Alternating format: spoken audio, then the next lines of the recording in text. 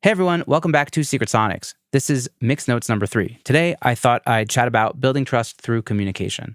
Building trust is essential, and I think it's kind of been my secret sauce. It's really helped me kind of make a living in audio and music production as a mixer, and also as a musician. Trust is everything, and it's the reason why people keep coming back to me over and over again. They say, it's cheaper to keep an existing client than to find a new one, and that's because existing clients already trust you. And once an artist trusts you, they're going to just keep coming back to you. And even if they go check out someone else, maybe they want a different creative direction, they might still come back to you again because they trust you already another time, or if they're looking to go back to the original thing or do something new with you. I just can't I can't overemphasize how important trust is, and you should just continuously be building that trust. And this is actually something I talked about a little bit more in depth on the Mixing Music podcast with DK. You should go check that episode out. And shout out to DK, who's been on the show, and his co-host Lou, whose episode is forthcoming. So we really get into that whole nitty gritty thing, and he kind of pointed it out to me like this. He said it's a white glove, service. You're there every step of the way, helping the artist, making sure you're in their corner, providing all the fine touches. This isn't like a McDonald's or buying a dozen batteries on Amazon. This is like the real thing where you're there and you're showing up and you're being there for your clients. So I kind of summarized building trust into these kind of like two tiers, but they kind of, they talk to one another. They're not mutually exclusive. But the two things that I think help build trust the most are being transparent about everything and showing up for your clients / the artists you're working with.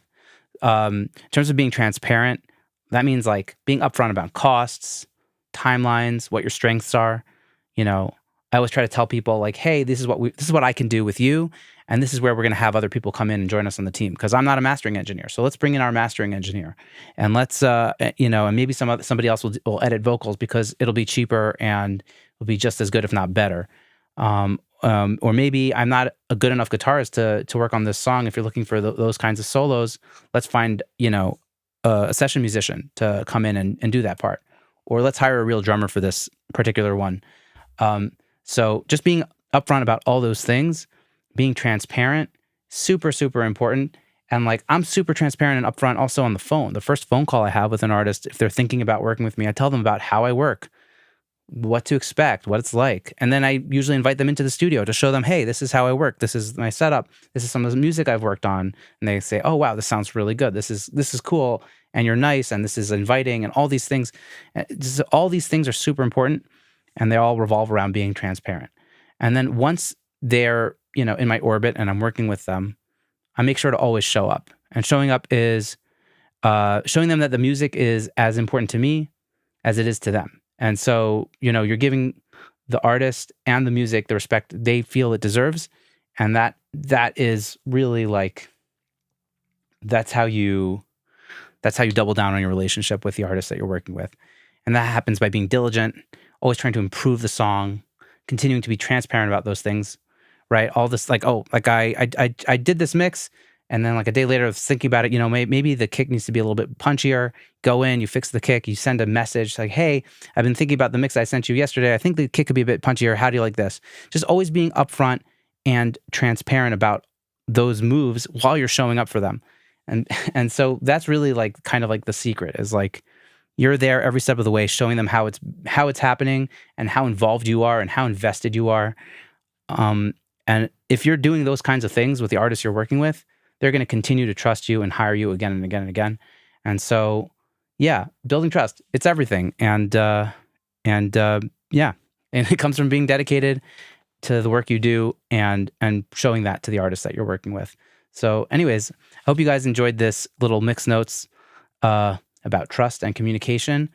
Let me know if you like these mix notes. I have no idea. People, tell me if this is cool, interesting to you, what you want to be hearing more about from me.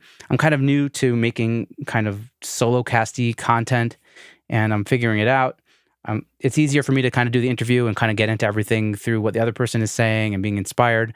So this is a little bit Yeah, it's different.